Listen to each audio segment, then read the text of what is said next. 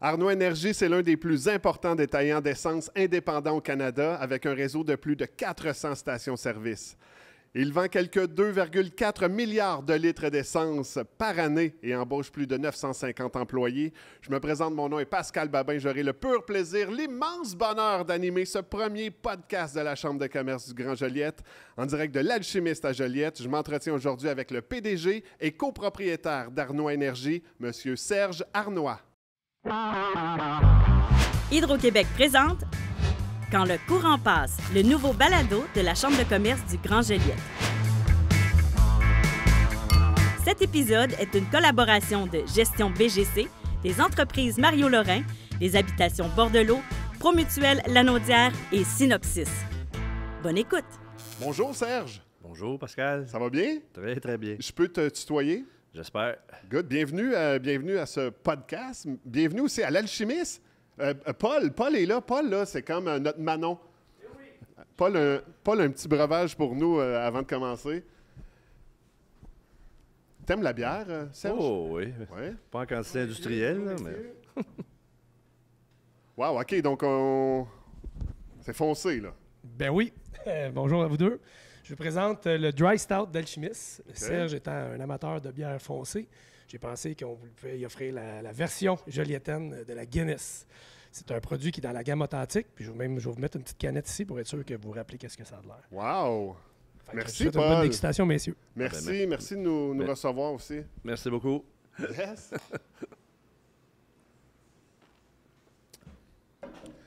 Serge, toujours élégant, comme d'habitude. On s'habille où quand on est PDG d'Arnois? On essaie d'encourager le monde de la région, là, à Joliette, à Repentigny, un peu tout le tour. C'est important d'essayer de remettre à nos clients. Hein. T'aimes la bière, Guinness, on en a parlé, mais sinon, après un match de hockey, des fois, tu bois de la Coors Light. Oui, mais c'est ça, c'est parce que c'est peut-être un peu goûteux pour en prendre 2-3 d'affilée. Là, après une partie de hockey, une bière plus douce fait l'affaire. Là. Coors Light, Guinness, Ouais. c'est drôle, hein? C'est comme chez Arnois, vous vendez de l'ordinaire et du suprême. C'est ça. Fait que toi, tu bois un peu des deux aussi C'est ça. en même temps. Est-ce qu'on se connaît, Serge? Ben oui, on se rencontre. Un peu. Oui. J'anime des événements, des fois, on se côtoie là. On va apprendre à se connaître un peu plus aujourd'hui parce que Arnois Énergie, entreprise familiale, mais avant de parler de l'entreprise, on va parler de la famille. Quel Arnois travaille pour Arnois Énergie? Quel Arnois? Mais au début, l'entreprise était fondée par Claude Arnois, puis ma mère, c'est pas une Arnois, Lise Robitaille, mais dans le temps, elle s'appelait Lise Robitaille Arnois. OK. Et Luc, Claudine et moi, 3 Arnois, on a travaillé dans l'entreprise. Luc et Claudine sont encore sur le conseil d'administration, mais ne travaillent plus activement au jour le jour. Le dernier qui travaille, c'est moi présentement, et probablement que la relève va arriver un jour aussi. Hein. OK. Si on retourne au début, comment l'histoire a commencé? En 1958, l'entreprise est née. Quelques mois ou peut-être une année avant ça, il y avait une entreprise qui s'appelait British American Oil qui cherchait des distributeurs de produits pétroliers. C'était des distributeurs plus pour tout ce qui était résidentiel, agricole. Puis c'était le début de l'industrialisation. Il avait été rencontré mon grand-père, Joseph, qui, lui, était un peu comme un homme d'affaires à l'époque. Là. Il y avait quelques camions de transport. Il était à Saint-Thomas? Il était à Saint-Thomas, c'est OK. ça. Et, il avait été voir mon grand-père pour qu'il cherchait un distributeur. Bien, mon grand-père avait déjà pas mal de boulot. Dans le transport, il vendait du polythène pour les serres, il vendait des systèmes d'irrigation, il vendait de l'engrais chimique, il faisait toutes sortes de choses. Puis il y avait du j'en ai assez, puis il commençait à être âgé un peu plus. Fait qu'il avait demandé à mon père Claude, à l'époque, qui avait 22 ans. Claude, c'est-tu quelque chose qui t'intéresse? Mon père avait dit bien sûr, mais pas une scène en poche parce qu'il avait arrêté l'école assez tôt et qu'il travaillait pour l'entreprise familiale. Ah ouais. Puis il demeurait encore chez son père. Fait qu'il y avait un petit peu d'argent de poche que son père lui donnait, là, mais il n'y a pas vraiment de salaire. Là. Mais comme il dit, il était pas maltraité. C'était comme normal à l'époque. Ouais. Fait que mon grand-père avait aidé pour endosser, pour signer l'achat du premier camion à crédit pour débuter comme ça. Ça a débuté dans la maison de l'entreprise familiale de mon grand-père où, quand mon père continuait à travailler pour le grand-père, c'était ses sœurs, ses frères qui répondaient au téléphone. Puis quand les commandes s'accumulaient, là, il partait puis il allait faire ses livraisons. C'est comme ça que ça a débuté. C'était vraiment de rien. Et toi, as-tu juste travaillé pour le groupe Arnois? Parce qu'au début, toi, c'était le groupe Arnois, c'était ça?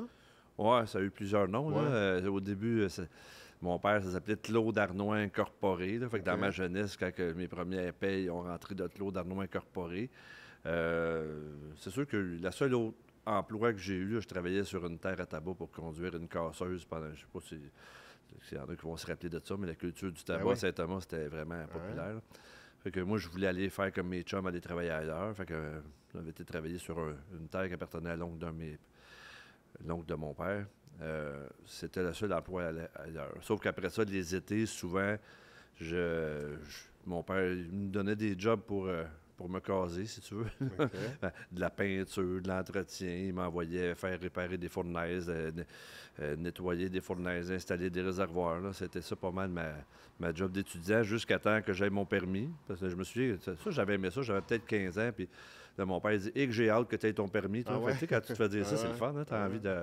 Fait que à l'âge de 16 ans, déjà là, j'étais sur le pick-up pour aller faire des livraisons de lubrifiants. Puis même à l'âge à l'université, ma job d'étudiant, c'était de faire des livraisons et des semi-trailers dans des stations-service. J'ai encore matelasseur aujourd'hui. Je suis encore capable de... Pour vrai? Ah ouais? Ouais. Je suis pas sûr que j'irais charger aux raffineries aujourd'hui avec les nouvelles règles, là, mais je pourrais, légalement parlant. Puis ça, c'était la job étudiante, mais c'était quoi? Les études, c'était quoi? Ah, ben c'est ça. J'ai été au cégep à l'Assomption, en Sciences Peu. Ma première... Mes deux frères, c'est des ingénieurs. Fait que je suivais un peu leurs traces, là. Puis à l'école, ça allait relativement bien. Fait que je m'en allais comme ingénieur jusqu'à temps qu'il me passe une bulle au cerveau en cégep 2. Là, je dis, Luc Claudine Martin était peut-être moins aligné pour aller faire la reprise d'entreprise à cette époque-là. Puis c'était tout petit, là, on était une dizaine d'employés. Fait que je dis, je pourrais bien aller faire ma technique administrative, puis après avoir fait ma science pure, je pourrais aller faire. J'ai fait ma science pure à l'Assomption. J'ai dit, à Joliette, moi, me rapprocher. Puis, tous mes cours plus soft, comme français, philo, en tout cas, j'ai un paquet de cours de base qui auraient été passés. Fait que je dis, je vais m'amuser, je vais aller jouer au soccer pour les pistolets, je vais aller tenter ma chance au hockey pour apprendre des années douces au cégep. Ouais. Mais c'est ça, mais je me suis inscrit, mais à l'été 86, là, il est arrivé un événement dans le sens où il y avait une grosse possibilité d'expansion que je pourrais peut-être parler tantôt. Là. Puis mon père avait besoin de quelqu'un pour informatiser la boîte, puis il avait approché mon frère Luc, qui avait fini son bac en ingénierie. Il était en train de faire sa maîtrise. Puis c'est sûr qu'il ne pouvait pas demander à moi, là, je n'avais pas les capacités pour. Mais il avait demandé à Luc de dire, tu peux-tu venir m'aider à informatiser la boîte? Puis là, Luc était supposé de lâcher sa maîtrise pour venir donner un coup de main puis retourner faire sa maîtrise. Puis comme je m'y attendais, il n'a jamais retourné faire sa maîtrise. Puis je me disais, moi, je vais avoir ma technique administrative, puis mon frère va avoir un bac en ingénierie. Puis là, moi, j'ai envie un jour de prendre les rênes de cette entreprise-là. Je pars avec 2 prises contre moi. Là. Fait que là, à l'été ça c'était en 1986, 87. L'été 86. Là, je me suis inscrit au HEC, mais là, il était peut-être au mois d'août l'été. Fait que pour s'inscrire au mois de septembre, c'était impossible. Fait que j'ai fait finalement, j'ai mon rêve d'aller au cégep puis de pas travailler fort. Là. Ça a duré une session. J'ai rentré au mois de janvier à l'université au HEC en finance. Fait que là, il n'y a pas de sport. Oui, j'ai joué le soccer au cégep, ça dure l'automne. Fait que j'ai pu jouer pour les Pistos, mais là, j'aurais pu faire le camp d'entraînement pour jouer pour les pistolets hockey dans ce temps-là, qui avait une équipe collégiale, mais là, vu que je partais au mois de janvier... Tu jouais à quelle position au soccer? À l'aile droite, au milieu de terrain. Là. OK. C'est ça.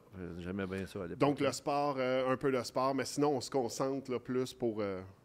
Oui, mais après ça, là, c'est sûr que là, je me suis... Une fois que j'ai décidé d'aller au HEC, là, ça, je l'ai fait au sérieux. Là, après mes 3 ans en finance. C'est sûr que j'ai fini mon cours de finance, j'avais des ambitions. Tu sais, quand tu étais aux études, on aller faire une maîtrise, je vais faire d'autres choses. Mais une fois que j'ai commencé à travailler... Parce que l'été, avant que je rentre au bureau, il y a un employé, un premier homme de mon père qui s'appelait Guillaume. Il est décédé subitement. Fait là, ils ont été gentils là, entre l'été, puis j'ai fini, vu que j'ai commencé en janvier, je finissais l'école en décembre. Fait que pendant 3-4 mois, il y a une fille qui s'appelait Sylvie Arnois, qui est parente de loin, qui a pris les bouchées doubles pour remplacer Guillaume, puis Luc est au bureau. Ils ont comme patché, si tu veux, le temps que je finisse l'université. En t'attendant. Mais quand j'étais fini l'école en décembre, puis en décembre, je rentre au bureau, là, comme répartiteur. Dans le fond, le répartiteur à l'époque, tu répondais au téléphone, tu faisais des services à la clientèle, la répartition de l'ouvrage pour les camionneurs, l'entretien des camions, etc. Là. Fait que ça, c'était tes premiers pas là, avec... Oui, puis c'était à peu près la plus belle job pour... c'est dommage, aujourd'hui, ça existe pratiquement plus. Là, tu sais, la job que je fais là aujourd'hui, c'est pas parce que je travaillais comme 10, mais il y a peut-être 10 personnes différentes qui font cette job-là. Tu as quelqu'un qui est au service à la clientèle aujourd'hui qui va prendre les appels. Ouais. Tu as le répartiteur qui, lui, fait que la répartition. Tu as quelqu'un qui est à l'entretien qui s'occupe de faire la répartition des camions. Il y en a un autre qui est aux achats. C'est tellement rendu gros que tu peux pas tout faire. Mais anciennement, c'était ça qui était le fun. Tu touchais à tout. Ouais, c'était une belle école. Là. Mais on est plus aussi axé sur le service à la clientèle qu'à l'époque. Oui, mais sauf que c'était difficile. C'est difficile aujourd'hui d'être aussi bon en service à la clientèle avec la taille qu'on est là, parce que c'est pas la même personne qui fait tout. Fait que je travaille fort là-dessus pour garder une communication entre les départements, entre les gens qui prennent les appels, les répartiteurs et ceux qui font l'entretien, parce que c'est plusieurs personnes, puis ça se communique pas aussi bien que quand c'est toi qui parles avec toi. Ça, là. Il y a un téléphone arabe là-dedans. Oui, c'est ça. Puis c'est le danger qu'on a avec la croissance, là, puis c'est un peu mon combat de tous les jours, ça. Là. Et après ça, là, vous avez comme pris les rênes, Claudine, Luc et toi, de l'entreprise. Oui, mais quand je suis arrivé, comme je disais, Luc était déjà là depuis 1986. Je suis rentré, moi, en décembre 89, janvier 90, si on veut. Là. Claudine est rentrée à peu près 1 an et quelques après avoir fait un cours en journalisme à Jonquière, puis après ça, elle avait fait un bac aussi à Toronto en études canadiennes. Puis c'était à l'époque, il y en a qui étaient probablement trop jeunes pour ça, là, mais c'est pas juste pour ça, mais une des raisons pourquoi on a fait appel à Claudine aussi, c'est qu'à un moment donné, on avait besoin de commencer on a créé la bannière Arnois 90, là, parce que Texaco était vendu à SO, puis on n'avait plus le droit d'utiliser en 86, le gros move que je vous ai parlé tantôt, c'est quand Texaco nous avait offert un contrat d'agent grossiste, mais en 90, ça changeait un plan un peu parce que SO, ça plus dans le modèle d'affaires, ça. Mais s'il y en a qui se souviennent, là, quand on faisait le plein là, des années 87, 8, 9, 10, 11, tu allais faire le plein, puis tu recevais un tournevis, un assiette. C'est ça. Il y avait toujours de quoi. C'est ça, un verre de patio, un couteau à steak, un plat Tupperware, name-it, là. Mais il fallait le faire avec notre bannière Arnois qu'on venait de créer. Oui. Puis, pour être compétitif. Oui, puis offrir, c'est ça. Et la meilleure dans la famille pour faire ça, c'était de loin Claudine, là, qui pouvait venir nous donner un coup de main là-dedans. Mais fait que c'était quoi?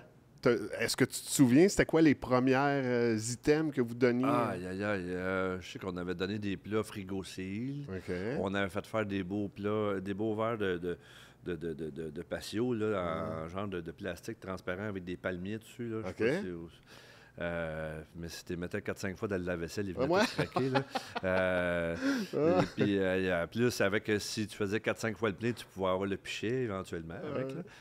On a donné des couteaux à steak, on a donné plein de bebelles. Là. Les couteaux à steak, c'était le plus facile, parce que ça prenait pas de place. Des serviettes de plage, des tournevis. En tout cas, c'est plein. Là. Puis dans ce temps-là, c'était toujours le pompiste qui avait à gérer ça, parce qu'il y avait des pompistes à l'époque. Oui, c'était toute une gestion, la gestion d'articles promotionnels. Là, même l'ordinaire, je me souviens, dans le temps, on n'appelait pas ça l'ordinaire, on appelait ça dans le jaune. Hein? Full dans le jaune. Mon père, oui, mais c'était l'essence. Il y avait du jaune puis du rouge. Le rouge, c'était du super, puis le jaune, c'était du jaune. Mais c'était vraiment la couleur des produits. Mais quand je suis arrivé, il y avait encore l'essence. Il y avait 3 produits il y avait un prix dans l'affiche, c'était l'essence ordinaire. Là, il est arrivé l'événement des années 80, fin 70, l'avènement du sans-plomb. Il y avait le super sans-plomb. Fait qu'il y avait 3 gammes. L'ordinaire avec plomb, l'essence sans plomb, puis le super sans plomb. Le plus bas que tu te souviens? On annonçait l'ordinaire avec plomb. Un prix, mais on n'en vendait presque plus. Fait que c'était le sans-plomb puis le super sans-plomb. C'était un peu bizarre que le prix annoncé dans le poteau, c'était pas le produit qu'on vendait le plus. Là. Le plus bas prix, à ton souvenir? Aïe. Mais il y a eu des bouts de guerre de prix là, à 39,9, 49,9. C'est ça. Mais ça n'a pas été des années super cool. Là, mais un vrai prix, là, mettons à 58,9 avec une marge de profit qui a de l'allure. Oui, ça, je me souviens de ça. Puis les prix changeaient une fois par 2-3 semaines. Là. C'était des plastiques avec Oui, il fallait monter. On mettait aller, une échelle, puis c'était Ouais. vraiment complexe à changer. Aujourd'hui, ça change tellement souvent qu'on a toutes des enseignes Ouais, c'est électroniques parce que... Puis des fois, le 9 tombait, puis là, tu faisais, oh, il y a un deal. Ah non, juste le 9 est c'est tombé. ça, ou les chiffres qui étaient brisés, Ouais, puis la personne à moins 20 avec une grande perche, puis Ah, une suce. Non, quand tu disais au pompiste, il faut changer les prix, c'était « Ah non! » Oui, c'est ça. C'est ça. Avec Claudine et Luc, au début, vous étiez, et je te cite, un monstre à 3 têtes. Ben. Il y avait 3 chefs dans la cabane. Ouais, monstre, peut-être pas gentil. Non, mais, là, mais ça, c'est toi, là. Ouais, mais pour les employés, des fois, ça pouvait être vu comme gros, là, les 3. Mais on était comme un leadership à 3 personnes, puis j'aime juste cette expression-là. Mais ce qui faisait, ça fonctionnait dans le sens où on est vraiment différents, autant même si on est frères et sœurs. Là, Luc, c'était un gars cartésien. Vous faites l'étude de la personnalité. Là, dans le cadran, il est en haut à gauche. Claudine, dans la communication, dans les ressources humaines, des relations de personnes, elle le plus que nous deux. Puis moi, je suis peut-être plus le gars vendeur qui est plus qui parle... moi, je dirais des fois la grande gueule des 3, là, mais c'est pas. Mais c'est ça, mais ça allait très bien parce que Luc, il regardait la rentabilité, l'efficacité, Claudine, les communications, faire attention à notre personnel, puis moi, je focusais ses ventes. Puis c'était parfait. Jusqu'à un certain moment donné, où à un moment donné, avec la croissance, là, wow. Mais ça allait bien. Oui. Jusqu'à un moment donné, avec la croissance. Là, avec la croissance, il y avait les comment dire ça? Quand tu n'es pas gros, c'est facile de savoir qui fait quoi dans l'entreprise. Tu n'as pas toujours besoin de communication. Mais à un moment donné, ça faisait en sorte que là, les gens pouvaient s'adresser à Claudine, mettons, pour faire changer un garde-debout sur un camion, quand dans le fond, c'est moi qui s'occupais de l'entretien. Ou des fois, ils pouvaient me parler à moi pour des ressources humaines. Là, ça commençait à être plus complexe à gérer au sein des employés.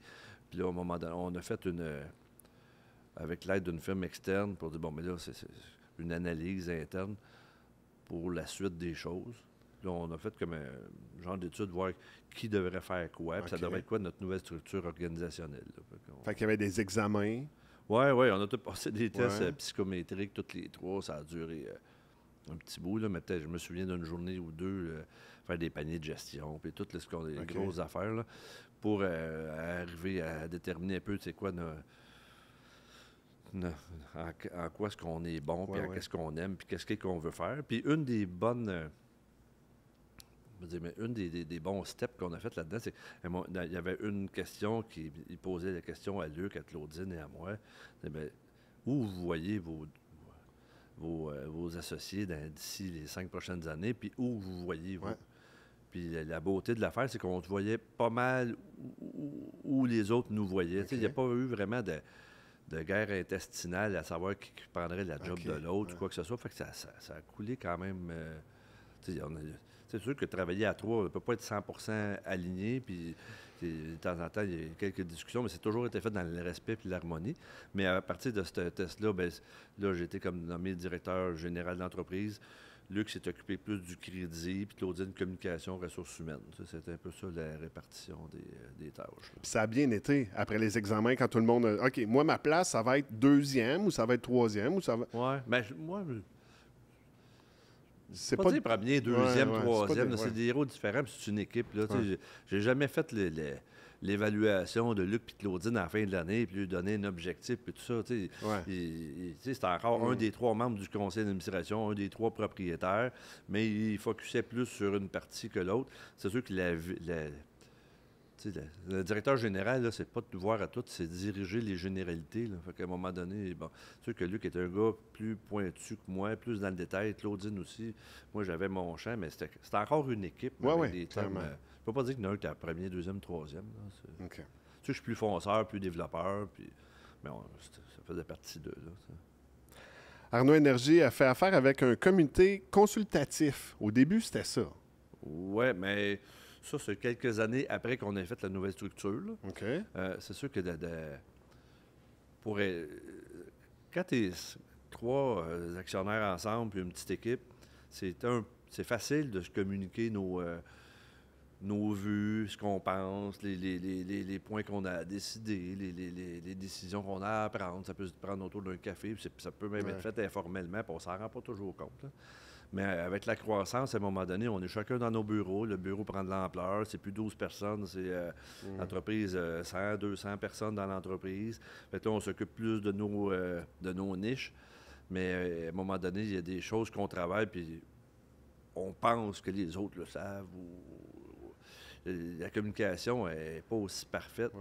Fait qu'à un moment donné, tu te rends compte que tu dis, ah, ben là, je savais pas, on fait ça, j'aurais aimé ça le savoir ou quoi que ce soit. Fait que de créer un forum commun où les 3 actionnaires étaient pour parler des grandes informations aux grandes entreprises, puis en même temps prendre des décisions. On pensait que c'était rendu le temps. Puis en plus, pour s'aider là-dedans à prendre les meilleures décisions possibles, on a cru bon de s'adjoindre des gens de l'externe, d'un comité consultatif. Puis le comité consultatif, on était 3, il y avait 4 autres personnes qui venaient là. Puis le comité consultatif, c'est pas une formalité légale, il n'y avait rien d'engagé là-dedans. Okay. Là, si on n'était pas d'accord avec les 4 autres personnes, les 3, on pouvait faire encore à notre tête. C'est ça. Mais ça n'aurait rien donné d'avoir des membres de comité consultatif qui viennent te donner des conseils et que tu les envoies promener. Là, c'est pas d'avance. Fait que l'idée, c'était pas. Puis c'était un bon point de départ pour nous aider dans notre communication puis pour évoluer dans notre stratégie. Puis tout ça. C'était un bon step. Puis après ça, le CA est venu en place. Oui, ça, c'est. En quelle année?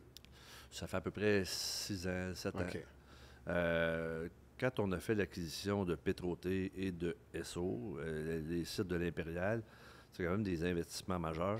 Fait qu'on a eu besoin de sources de fonds externes. La Caisse de dépôt et le Fonds de solidarité sont rentrés actionnaires chez nous. Là, à ce moment-là, eux voulaient avoir une voix au conseil, mais là, ça ne pouvait plus être un comité consultatif. Là. Ça peut être un actionnaire qui est actionnaire véritablement, puis il veut que ça soit quelque chose de légal. Ouais. On a formé un conseil d'administration formel qui, dans les faits, oui, ces gens-là avaient probablement plus d'expérience et même il y avait plus de temps consacré aux réunions. Ils nous ont aidés à mettre en forme des rapports plus selon leurs besoins pour comprendre l'entreprise. Mais au fond, c'est le même genre de choses qu'un comité consultatif. C'est juste plus formel. Là, ça faut que les gens, par contre, prennent des assurances risques, etc. Là, c'est plus compliqué. Là. Fait que s'il y en a qui écoutent, si vous êtes capable de prendre un comité consultatif, là, c'est la façon plus simple. Là. Tandis que le CA, là, c'est obligatoire, il faut faire ça. Là. Mais le CA, il faut que tu sois plus big aussi. Parce que là, écoute, le line-up de ton CA, c'est hallucinant. Oui, c'est ça. Assez fier. Mais à part les 3 de la famille, là, Luc, Claudine et moi, il y a M. Tellier, Paul Tellier, qui est j'en suis bien fier, c'est un résident à temps partiel de la Nadière qui est au lac Cloutier sur l'île Tellier. Okay. C'est celui qui a privatisé l'ACN, qui a travaillé chez Bombardier, qui a fait plein d'autres conseils, le Rio Tinto, GM, McCain, etc. C'est quand même pas mal de l'avoir à notre CA. Monsieur Christian Hull, qui est l'ancien directeur principal, qui a tout développé le réseau chez Ultramar de dépanneurs, le marché du coin. Il y a Sylvie Lemaire, qui était propriétaire je pense, c'est Dismed des Femmes Pro. C'est aussi la fille de Bernard Lemaire de Cascade. Elle siège aussi sur le conseil d'administration de Cascade. Puis Marie, tabarouette, ça va pas bien, là. Marie-Claude Boisvert, qui est une résidente aussi au lac Cloutier. Fait que ça se demandé si c'est pas un critère d'embauche au CA pour être au lac Cloutier. Mais Marie-Claude était PVP chez Desjardins, là, une grosse job. Je suis quand même assez fier de voir, sur un conseil d'administration de 7, on a 3 femmes, 4 hommes. Là, c'est quand même pas loin de la parité. Là, c'est quand même quelque chose d'important pour nous autres. Là, et c'est des gens qui t'inspiraient aussi avant qu'ils arrivent sur le CA. Oui, c'est tout. Tu sais, dans le CA, c'est pas d'engager de ces chums puis qu'ils vont dire si blanc, si tu dis blanc, noir, si tu dis noir. Là. Ça dans certaines entreprises publiques, pour être franc, ça peut arriver. Là, où ils appellent ça un boys club. Là, où ils invitent le chum sur le CA, puis l'autre mentalité sur le mien, mais chez nous, c'est pas tout à fait ça. Mais ça va très bien. Là. C'est des gens qui sont capables de dire ce qu'ils pensent, sont capables de s'affirmer, puis de poser les bonnes questions, puis de ne pas être gênés de les poser. Au niveau de la région ou peut-être au niveau provincial, qui t'inspire le plus comme entrepreneur? Ben, c'est sûr que dans notre domaine, là, un gars comme Alain Bouchard qui a joué qui tout double là, pendant longtemps, puis qu'aujourd'hui, c'était pratiquement héros zéro, là, mais aujourd'hui, c'est héros. Là. Je pense qu'il en fait comme 24 000 dépanneurs à travers le monde, à partir en bourse avec 14 dépanneurs au début, quand tout le monde riait de lui. Là. Ouais. Ça a-tu du bon sens de partir une entreprise publique avec 14 dépanneurs? J'y lève mon chapeau. Là, c'est vraiment... Puis lui et ses 3 acolytes aussi, là, il a réussi à s'entourer de... C'est une belle gang, là, ces gars-là, ça a travaillé fort, puis c'est pas mal eux autres, là, mais... Il y en a plein d'autres là, à d'autres niveaux. Là, niveau régional, là, des gens comme Marcel et Jacinthe chez Techno Diesel qui ont développé une belle business, qui ont travaillé fort, puis qu'aujourd'hui, c'est quand même pas banal là, d'avoir une entreprise dirigée par 4 filles là, dans la mécanique. C'est un beau modèle. Ouais. Est-ce que tu serais capable de faire tous les postes qu'Arnaud Énergie a créés? Est-ce que tu pourrais être pompiste, livreur, commis? Ben, ça, oui, là, mais il y en a plein d'autres que non. Livreur, oui, ça me prendrait... Là, tu as ta classe 1. Oui, pompiste, j'ai fait ça longtemps quand j'étais jeune. Là. Ça, j'avais oublié celle-là, mais quand j'étais jeune, je travaillais à la station de service du village Saint-Thomas pour mon oncle. Commis, je suis capable de faire ça. C'est sûr que tout ce qui est informatique, mais toutes les ventes, j'aurais pas trop de trouble avec ça. Là. Mais côté RH, peut-être que j'aurais besoin de plus d'aide. Quoi que j'ai un petit côté féminin quand même un peu développé pour voir être capable de ressentir ce que les autres pensent puis vivent. Là. Mais moi, je pense que... Mais sauf que c'est rendu des jobs tellement pointus des fois que... Ça. L'important, c'est de s'entourer de monde plus fort que soi. Je serais peut-être capable de toucher à tout, mais pas aussi bien que tous ceux qui sont autour de moi. Ils sont tous meilleurs que moi dans quelque chose. Parlons de la division immobilière. En 2016, votre division a procédé à l'achat de 85 propriétés pour un montant de plus de 200 millions, donc 100 millions pour acquérir 35 stations SO. Tu dois pas être battable au Monopoly?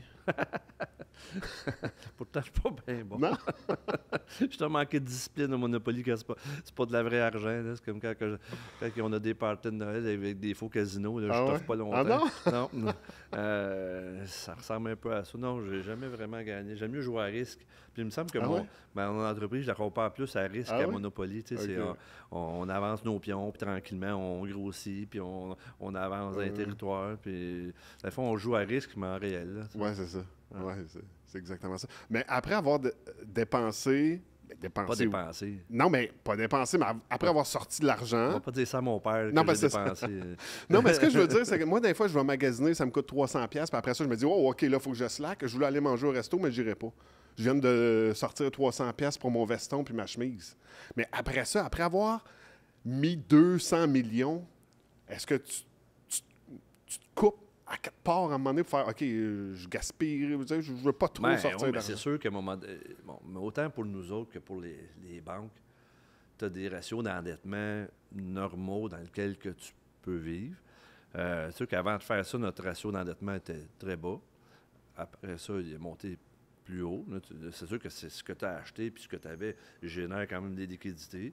Fait qu'on avait comme un target d'avoir un niveau d'endettement X puis de le ramener même plus bas, puis ça s'est fait normalement. Là. Mais de toute façon, juste le temps de les acheter, de les intégrer, de mettre l'effort de s'assurer que ça soit efficace, d'aller chercher des synergies. À un moment donné, il faut que tu gères ce que tu as, là, puis ça se fait automatiquement. Sinon, c'est pas juste... Bien souvent, dans l'entreprise, c'est pas la ressource financière qui est le trouble, c'est les ressources humaines. À un moment donné, tu as beau vouloir acheter, grossir, trouver des financements. Avec la caisse de dépôt, ils ont fourni un certain montant. Si on aurait eu besoin du double, ils auraient probablement embarqué aussi. Fait, c'est pas vraiment là le problème. Là. Le problème, c'est bien plus de... Tu peux pas doubler une équipe en ressources humaines en dedans d'un an ou deux puis penser que tout le monde va être efficace puis que ça va bien aller. C'est ça de la gestion. C'est ça le principal défi. Avoir le même nom de famille que sa propre entreprise, est-ce que la vie est plus facile ou plus difficile? Bien, je ne sais pas si c'est plus facile. Ça amène une fierté, là, ça c'est sûr. C'est sûr que quand j'étais plus jeune, j'étais vendeur sur la route, puis j'allais me promener en Beauce, puis bonjour, je m'appelle Serge Arnois. Le gars, il te regarde, quoi, tu vends-tu des balayeuses, toi, ou quelque chose? Il ne nous connaissait pas, c'était quand même pas facile, mais que je me serais appelé, pour mes employés, c'était le même c'était le même défi. C'est sûr qu'aujourd'hui, c'est plaisant. Là. C'est sûr que tu peux pas te promener dans le restaurant, tous les restaurants à Joliette sans que le monde te reconnaisse ou quoi que ce soit. Mais je n'haïs pas ça. Là, j'aime le monde. Puis c'est sûr que ça prend. Moi, je pense que anyway, ça fait partie de notre génétique. Là. On fait une gestion prudente. On n'est jamais trop endetté. L'entreprise est solide. Fait que ça serait triste de voir dans les journaux, dans 5, 10, 15 ans, que Arnois, un peu, mettons, comme les résidences sélection présentement qui sont en difficulté, puis on en arrive là, de voir ton nom, ça serait moins le fun. Là. Mais présentement, c'est pas le cas. Puis, ça a été pas le plus dur, là, mais quand on a signé une entente avec SO, il y a une dizaine, avant qu'on achète les sites, là, c'était avant ça, peut-être 10-15 ans, fallait prendre des sites Arnois puis les banniérer SO. Là, c'est sûr que ça demande une certaine humilité de prendre ton nom qui est dans la pancarte, le mettre à terre puis de mettre la marque SO. Là, tu fais, c'est moins le fun. Là. Mais ça faisait partie d'une stratégie qui, aujourd'hui, c'était une belle alliance avec SO. Là, ça nous a fait faire un pas de géant. Puis aujourd'hui, ça fait qu'on couvre le Québec au complet. Là. Quand tu étais petit cul, là, tu voulais faire quoi dans la vie? Moi, j'ai eu bien des affaires, là, mais c'est sûr que j'ai toujours aimé aller rencontrer des clients, d'aller sur la route avec les chauffeurs, avec mon père, aller rencontrer les cultivateurs de tabac. J'aimais le monde. C'est sûr que moi, j'aimais beaucoup la chasse et la pêche. Je me disais, moi, être garde de pêche. Puis après ça, mes frères voulaient être ingénieurs. Je disais, on va faire un ingénieur forestier, quelques affaires. Mais le côté business a toujours été bien présent. Puis ça a fait partie, mais j'aurais pu faire bien d'autres choses, là, mais je ne sais pas si j'aurais été aussi heureux. Là. C'est quoi ça, les rendez-vous On jase avec Serge? OK, bien, ça fait partie de mes efforts, puis des efforts de l'entreprise, de garder la culture d'entreprise bien en vie. C'est comme je disais tantôt, quand on était 10 employés ou 5 dans le bureau, on dînait tous les jours ensemble. Mais on parlait de pluie puis du beau temps, puis telle chose dans le système, il faudrait améliorer ça. Il y avait des discussions informelles tout le temps, puis tout le monde était à peu près au courant de tout ce qui se passait dans l'entreprise. Aujourd'hui, c'est loin d'être le cas. Comment faire pour qu'il y ait encore une... Puis les gens sont contents de savoir ce qui se passe, d'apprendre ça de ma bouche, de voir, on regarde telle acquisition, on veut peut-être faire telle affaire, on veut s'en aller là.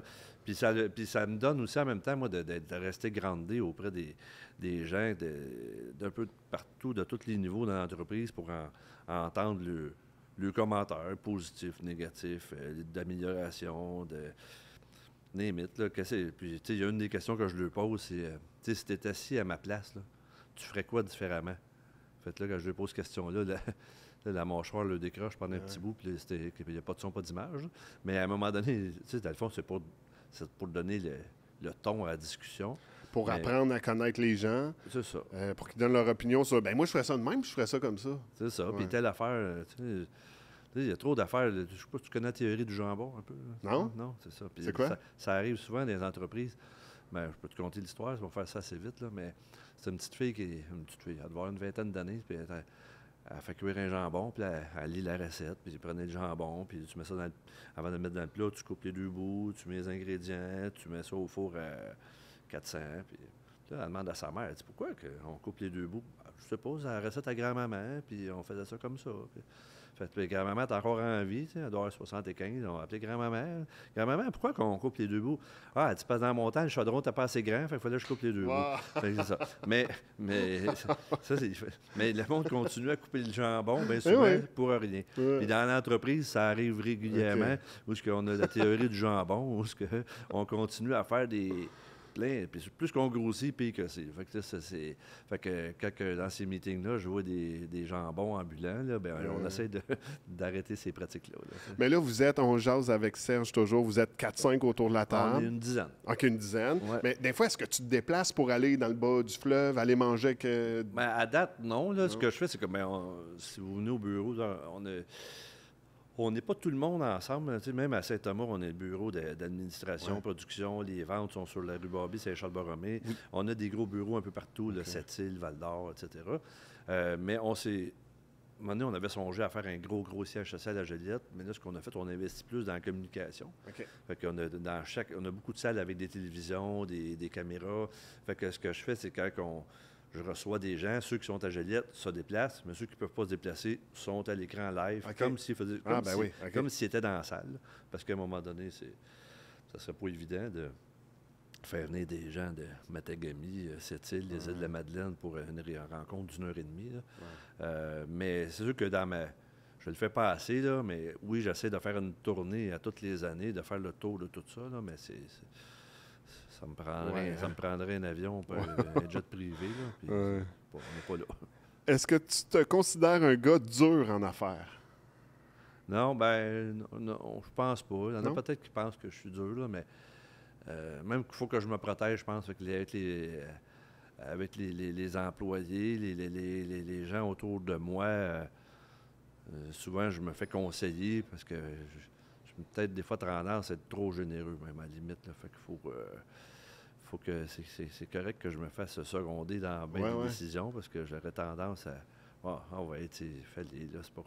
J'achète la paix, là, mais des fois, pour l'entreprise, je peux pas toujours faire ça. Ouais, c'est ça. Si on va être en vie encore d'ici 25-30 ans, de temps en temps, il y a des décisions pas toujours le fun à prendre. Donc, tes alliés, ton bras droit, ton bras gauche, ils ont plus de torque pour faire « Ouais, non, Serge, ça se passera pas de même. » Parce que toi, on dirait que tu es toujours disponible, tu es toujours prêt à donner ta chemise. Ben, des fois trop, là, mais en général, il faut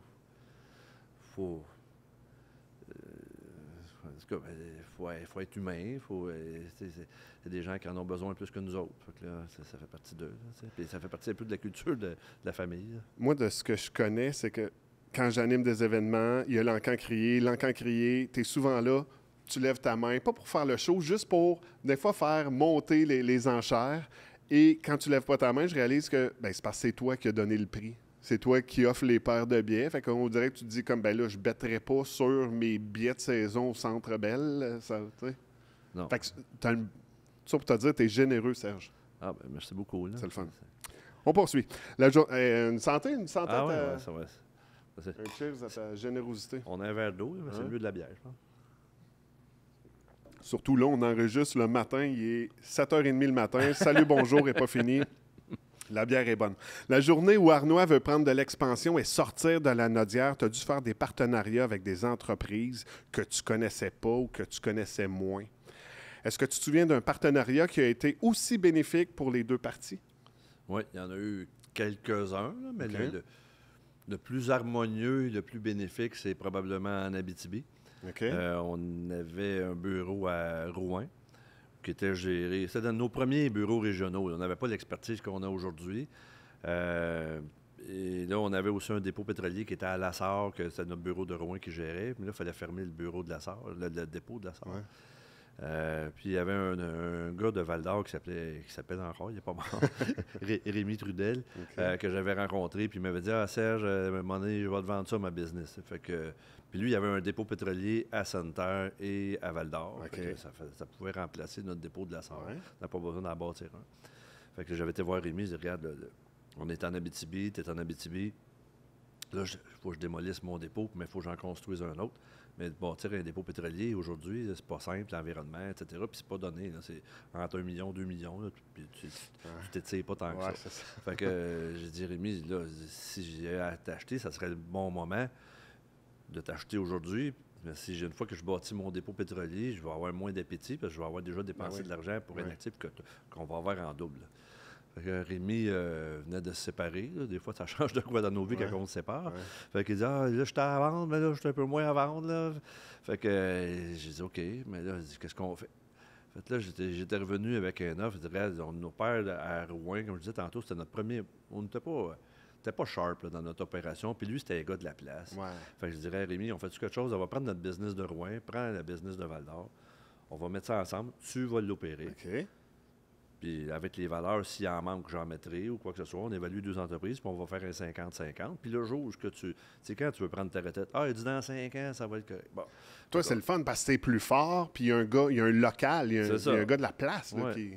Fait que puis là, on l'a fait la fusion, ça n'a pas été si simple, là, c'est pas toujours qu'on mettait toutes les conventions d'actionnaires, etc. Là, tu rentres dans d'autres choses. Mais après ça, si on regardait les états financiers de la nouvelle entité, par rapport à nos profits puis ses profits, probablement qu'un plus un faisait 3, si c'est pas 4. Là. OK. Parce qu'on avait moins de camions, on avait moins... La livraison, tu sais, l'Abitibi, là, ceux qui connaissent ça, c'est immense, ces territoires. Là, fait qu'on a sauvé sur le transport. Ça nous a permis de ramasser s'il y en a qui connaissent la mine Osisko à Malartic, c'est c'est la plus grosse mine à ciel ouvert pratiquement au Canada. On a plein ramassé milieu ce compte-là. de la ville. Si ça avait été juste nous autres, pas sûr qu'on était capable de rendre le service. Rémi, c'était un gars de la place. Avec notre force, notre capacité de crédit, notre capacité de volume, ça a fait en sorte que ça a fait une belle entreprise. Puis dans l'entente, on aurait pu le racheter au bout de 5 ans. Puis lui, il aurait pu nous dire, parce qu'on pouvait l'acheter quand on veut, lui, il pouvait nous acheter quand il voulait, mais après 5 ans. Mais finalement, on a gardé 7 ans. Puis au bout de 7 ans, là, Rémi voulait prendre sa retraite. Là, aujourd'hui, on opère le bureau de Val-d'Or. C'est une belle grosse entité qui est beaucoup plus grosse que la somme des deux anciennement. C'était une belle... On a fait la même chose à Québec. On a fait une couple de places. Là. Rémi Trudel avait un petit message pour toi, Serge. Ah ben.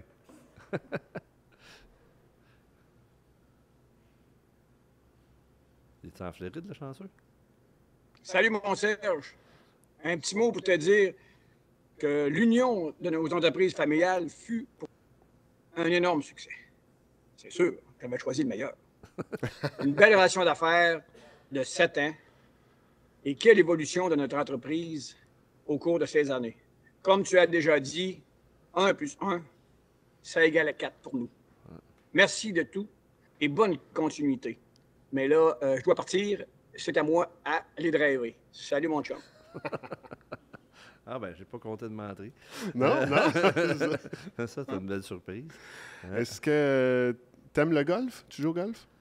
Oh oui, je pourrais. Oh oui, je suis membre à Joliette, j'essaie de jouer. Ouais. Mais je fais bien des affaires. Tu sais. J'aime ça dire, des fois, je fais à peu près tout, puis tout à peu près. Là. OK. Oui, c'est bien dit, ça. Est-ce que ça te fait quoi de voir Rémi comme ça? C'est cool? C'est cool, là, quand je le vois en Floride. Ben C'est quasiment intéressant. Ah ouais? La relation est encore bonne. Oh oui, ça a super bien été. Parce que c'est pas toutes les transactions qui finissent cool. Hein? À un moment donné, il y a des négociations, il y a des détails, il y a des accrochages. C'est pas rare que j'ai vu des gens qui ont acheté des entreprises puis ça a fini qu'un puis l'autre ne se parle plus après. Là, Rémi, il est content. J'ai fait une bonne affaire. L'entreprise Arnaud a fait une bonne affaire. Rémi a fait une bonne affaire. Puis aujourd'hui, on est présent à Abitibi. Puis c'était... Ah ben. Très cool. Je suis content que vous l'ayez rejoint. Depuis vos débuts, Arnois Énergie prend constamment de l'expansion avec l'acquisition d'entreprises partout au Québec, au Labrador, dans les Maritimes et en Ontario. C'est quoi la prochaine étape de développement? Bien, la prochaine étape de développement, c'est, comme vous le savez, là, on est dans un marché qui est de pétrolier, avec tout ce qui se passe d'un point de vue environnement, etc. Il faut penser où on va être là, dans 10 ans, 15 ans. C'est sûr qu'à court terme, là, notre core business, c'est vraiment les stations-service dépendants au Québec dans lesquelles on réussit pour on est capable de faire les plus grandes synergies rapidement. Là, c'est là-dedans. Mais il faut, à travers ça, prendre un peu de capital pour faire grossir encore ceux dans quoi on est bon, mais aussi de penser à où l'entreprise va être pas mal plus tard. Donc on investit présentement dans l'hydrogène. On travaille sur faire un consortium avec des gens pour faire quelque chose de plus gros là-dedans. Dans le fond, je te dis, c'est la diversification dans des énergies qui peuvent être alternatives ou le propane ou d'autres choses, de faire en sorte que cette entreprise-là soit pérenne dans le temps. On est rendu avec les lubrifiants, dans les lave-vitres, l'antigel. Mais c'est ça, c'est de développer, tout en gardant dans notre core business, développer des secteurs pérennes de l'entreprise où on parle, je n'ai pas parlé encore, mais on est dans l'aviation beaucoup. Notre secteur de vente de carburant d'aviation, ça a pris beaucoup d'ampleur, puis on a beaucoup de Puis ça, c'est pas la veille d'être électrique. Là. Non, c'est ça. Fait que c'est ça mon... Je ne sais pas si ça répond bien à la question, mais les principaux défis, c'est ça. Hein, c'est de s'assurer qu'on va être pérenne dans le temps, tout en restant efficace puis efficient. Puis, mon plus grand défi, c'est de faire ça assez vite pour ne pas passer à côté de la parade, puis pas trop vite, pas se mettre dans le trou. Et d'opérer en milieu urbain, j'imagine, plus rapidement. Parce qu'en Gaspésie, c'est à Côte-Nord, il n'y a rien qui roche là, au niveau des véhicules. Non, c'est ça. Mais la beauté qu'on a, c'est qu'on n'est pas si fort que ça centre-ville, Montréal. On est vraiment fort en milieu urbain. Donc, l'électrification des transports en milieu sais, on prend l'Abitibi, Gaspésie, Côte-Nord. C'est sûr qu'il y en a d'électrification de transport, mais ça va être plus lent qu'à Oui, Montréal. c'est ça, Fait que exact. notre chance, ou je ne sais pas comment Ouais. appeler ça, ça nous aide. Mais quand même, ça va finir par arriver. Là. Tu sais, l'idée, c'est qu'il va y avoir une décroissance de consommation de produits pétroliers. C'est juste de savoir c'est quoi la vitesse. C'est ça, Ouais. Fait qu'on fait nos investissements, c'est déjà tout calculé, mais il faut se remettre en question à toutes les années, voir si on est encore là. Mais on diversifie de façon géographique puis de produits, mais aussi à l'intérieur de nos... Si vous entrez dans nos dépanneurs, Ouais. si vous regardez aujourd'hui par rapport à il y a 10 ans, mais aujourd'hui, vous pouvez acheter des sandwichs fraîches faits en Ouais. maison. Vous pouvez... Ouais. on est rendu avec un réseau de peut-être 50 Tim Hortons, 5-6 McDonald's, Subway, avec de la restauration rapide. L'idée, c'est de faire en sorte que même si les sites diminueraient de 50 de vente d'essence, mais qu'ils soient encore viables par eux autres mêmes. Puis nos derniers investissements sont faits en ce sens-là. Puis ça va relativement bien, là, mais c'est ça. Faut pas lâcher. Et pour le client payeur, c'est le fun d'arrêter juste à une place. Tu sais, Ouais. Tu fais le plein, tu manges, tu vas à la salle de bain, tout est là. Ouais, tout. un arrêt, puis Ouais. plusieurs. T'arrêtes, tu vas manger un bon sandwich. Ouais. Hey, j'ai entendu parler de futur terminal ferroviaire. Ça se peut-tu, ça? Oui. Je sais pas où tu as pris ça, mais, mais on travaille là-dessus. C'est sûr qu'on a un projet pour le mettre à... les plans sont tous faits pour le mettre à Saint-Thomas. Le réservoir est là, mais là, je regarde présentement l'opportunité pour d'autres terrains aussi, parce que notre terrain Saint-Thomas, il est grand, là, mais il n'est pas immense. Fait que c'est sûr que si on empiète un peu de la voie ferrée, ça va amputer un peu la possibilité d'expansion de mon entrepôt de lubrifiants, puis de la vitre, etc. Fait que présentement, là, s'il y en a qui ont des terrains à vendre sur le bord des voies ferrées, j'ouvre le... Mais on regarde ça, là. Fait que vous avez des bons informateurs, là. Arnaud Énergie est partenaire de plusieurs organismes, entre autres le Centre culturel des Jardins, les Jeux du Québec, Défi Vélo Papillon. Qu'est-ce qui vous a motivé dans vos choix de partenariat? Qu'est-ce qui nous a motivés? Ben, c'est sûr qu'à la base, là, que si on part au début, là, notre père était président des loisirs à Saint-Thomas. OK. Il s'occupait de la jeunesse, puis les sports, puis l'aide à la communauté. Fait que c'est sûr que ça a continué un peu dans ce sens-là. Puis à un moment donné, il y a peut-être 20 quelques années, il y avait le tournoi, ça s'appelait l'Omnium Richelieu Bob Marion. S'il y en a qui sont assez vieux pour se souvenir de ça. Mais à un moment donné, c'était comme en perte de vitesse. Puis j'avais des amis Richelieu, dont Michel Comtois, qui est décédé il y a de cela pas mal d'années. Il m'avait dit, Serge, pourquoi que vous... Parce que là, j'avais des employés au bureau qui disaient, Serge, on devrait faire un tournoi de golf. Je disais, un autre tournoi de golf, il y en a déjà pas mal. Fait que là, Michel il m'avait dit, on pourrait peut-être faire de quoi l'Omnium Richelieu Arnois. Puis tu sais, c'est pour l'aide à... On voulait s'impliquer dans notre milieu, qui était surtout à Joliette. Là. Ça a commencé comme ça, tout petit. Puis tu sais, c'était un tournoi qui faisait peut-être 25 000 par année de profit. Là, la dernière année, on a fait 220 000 de profit, puis ça fait ça année après année. Fait que c'était un beau créneau que la famille, on trouvait... Tu sais, on pousse fort là-dessus pour aider ceux qui sont dans le besoin. Là. Ouais. Puis le défi papillon, vélo papillon, là, bon, c'est sûr qu'on a donné au camp papillon via le tournoi de golf, mais il y avait des besoins, il y a des besoins grandissants. Puis ce qu'on aime du défi papillon, le camp papillon, c'est que oui, c'est en région, mais en même temps, ça dessert pas juste Joliette. Ça dessert des gens, des enfants lourdement handicapés qui peuvent venir de Mont-Laurier, l'Abitibi, Montréal. Puis Arnois, bien, c'est sûr qu'aujourd'hui, oui, on a notre siège social est à Joliette, puis on a une grosse bassin de clientèle dans le coin de Joliette, mais il faut quand même redonner un peu partout à travers le Québec. Fait que le camp papillon, c'est une bonne cause pour ça. Puis à travers tout ça, on essaie aussi de varier. De varier un peu dans les sports, puis tout ce qui est bon pour la société, la culture. Claudine s'implique tellement fort dans le centre culturel que c'était comme un naturel qu'on s'implique là-dedans. Là. Elle donne de son temps bénévolement. Puis c'est un job plus qu'à temps plein qu'elle fait depuis 3-4 ans. Là. Je veux dire que j'ai mon chapeau. Là. Fait que c'est sûr que c'était juste normal qu'on fasse partie de cette aventure-là. Puis ce qu'on a fait dans les dernières années, bien, l'an passé surtout, on a engagé une firme externe pour demander à nos employés, qu'est-ce que vous pensez qu'Arnaud a fait? Là, ce qu'on s'est rendu compte, c'est que les gens ne savent pas tant que ça ce qu'on fait et qu'on donne à travers l'entreprise. Fait qu'on a besoin de le publiciser un peu plus à l'interne. Mais on lui a demandé, c'est quoi que vous aimeriez qu'on fasse, puis à qui vous voulez qu'on donne. Puis ça donne que Ce qu'on fait puis ce qu'on Vous donne, êtes dessus? Ah ouais? ça fit Ouais, avec parfait. les envies Ouais. de nos employés. Parce que dans le fond, il faut que les gens soient derrière Ouais, ben oui. nos causes. Là, tu sais, c'est ça. On tire sa corde en même temps. Oui, c'est ça. Ouais. Vous fournissez de l'énergie partout au Québec, mais toi, Serge, qu'est-ce qui te donne de l'énergie? Dans la business, le Dans personnel. la vie, qu'est-ce qui te dans la donne, vie. qu'est-ce qui te rend heureux de faire? Caroline, j'aime ça, une chance, j'ai ça dans ma semaine de faire. OK, mais en général, là, c'est cliché, là, mais tu sais, c'est ma plus belle semaine cet été, c'était de partir en voilier avec mes 3 enfants sur un OK. bateau tout seul. Là. Ça, Oh, wow! c'était, Vous êtes allé ça, où? Ben, moi. OK. Ouais, c'était un beau voyage. Ah oui. Combien de temps? 7 jours, Ah, à bien manger, à s'amuser. Ça, on va dire, c'est peut-être le moment le plus important Ben pour oui. moi dans l'année. ça là. fait des C'est- rapprochements. Ouais, tu c'est sais, ça. Puis c'est sûr que là, ils grandissent, là, 23, 20 puis 17, là, je les vois moins souvent. Non, mais ça embarque encore quand c'est le temps de faire une croisière comme ça en famille. Oui. Tu sais, un peu moins quand on allait en camping, puis on était jeune. Ouais, non, j'irai pas en fin de semaine. Tu sais, quand.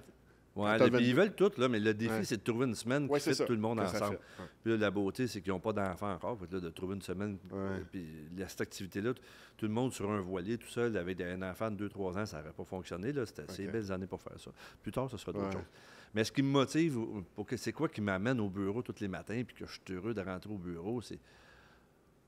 Je m'étais déjà dit, bon, tu sais, j'ai 55 ans, là, tu sais, quand tu as 25 ans, 55 ans, tu penses que c'est vraiment l'âge d'or, puis tu vas marcher avec une canne rendue à cet âge-là. là. Ouais. Ah, Mais ouais. ils sont encore très jeunes, à 55 ans. Puis je me dis, bon, à 55 ans, je vais avoir ma petite maison en Floride, je vais aller jouer au golf comme Rémi, puis tu sais, ça va être ça la vie, là, mais ça ne m'intéresse pas pour le moment. Là.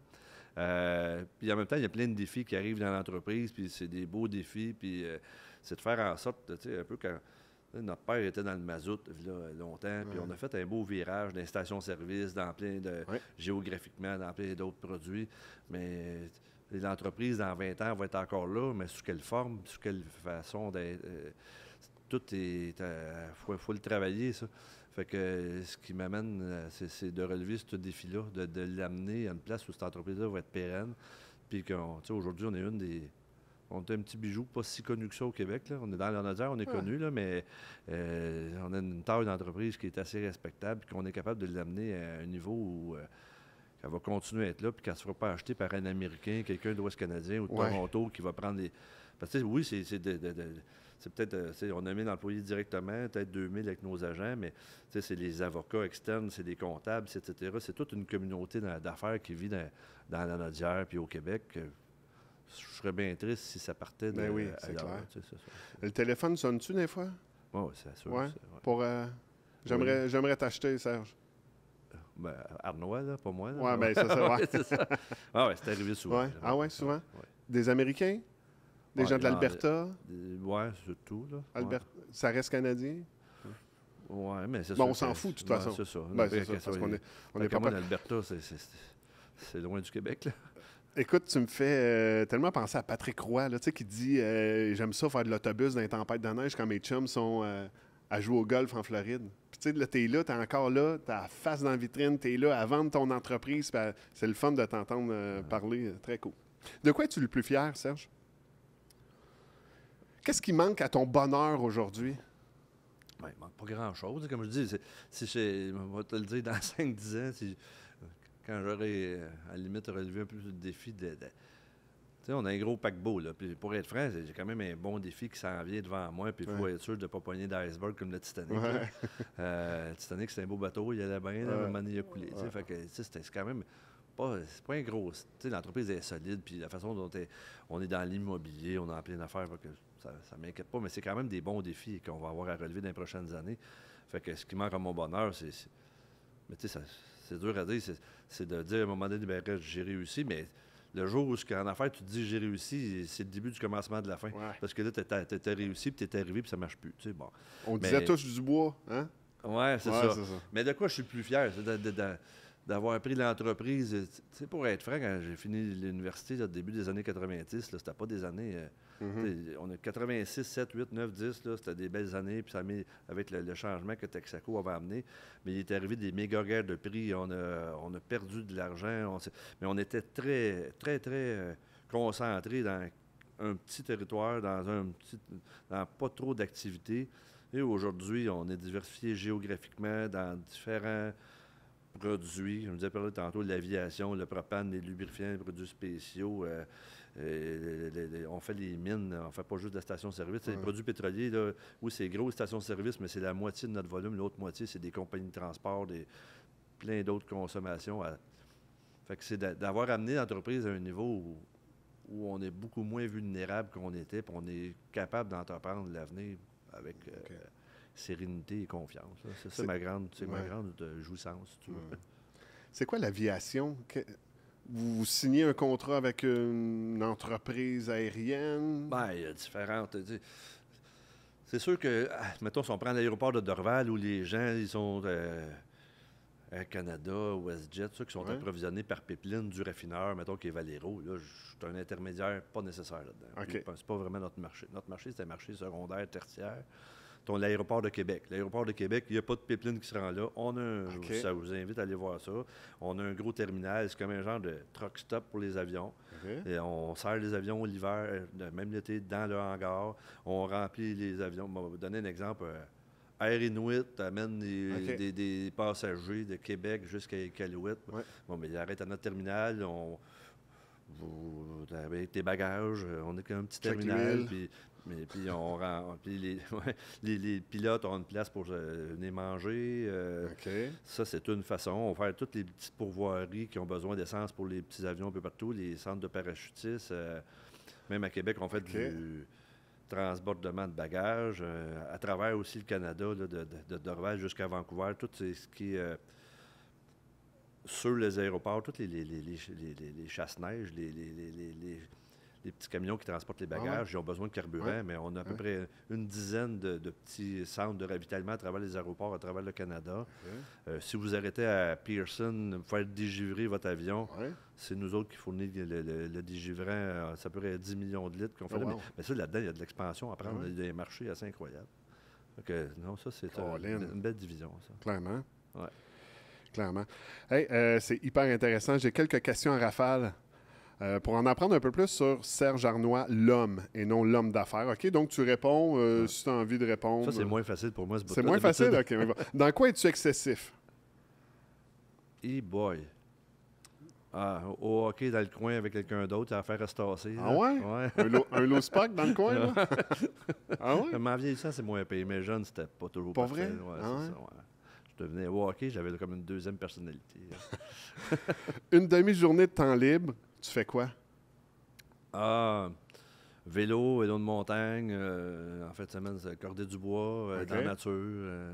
Tu as combien de kilomètres de vélo par année? Des dernières années, pas assez, mais j'ai déjà fait défi Pierre-Lavoie. Oui, OK. J'ai fait quand même. New York-Montréal. Je suis parti de Manhattan. J'étais arrivé à Montréal 5 jours plus tard. J'ai déjà fait pas mal. Pas assez. Là. Hey, moi, mon plus beau trip, là, je suis parti de Québec, pris Rivière-du-Loup. On a pris le traversier, la Malbaie, Baie-Saint-Paul, Québec, Trois-Rivières. En 4 jours avec un monsieur de 55 ans. Wow. C'est le plus beau voyage que j'ai fait de ma vie. La dernière fois que tu es allé au cinéma, c'était pour voir quoi? Boy, je m'en souviens pas. Tu sais qu'il y en a un, Joliette? Oui, je le sais, mais je me souviens pas. Non, pas de souvenir. Trop d'années. Dans quoi es-tu imbattable? Rien. Non? Dans le coin de la bande? Ouais, avant, là. Puis encore là, j'avais pas le physique de l'emploi. Mais dans quoi je suis imbattable? Non, je suis bon dans tout, mais je suis pas excellent dans rien. Oui, c'est bon, ça. Ton juron préféré? Quand ça va pas bien, il faut que tu enlèves le goaler. Vocalement, tu vas lâcher un. Ça peut être tabarnak, là, mais je ne pas souvent.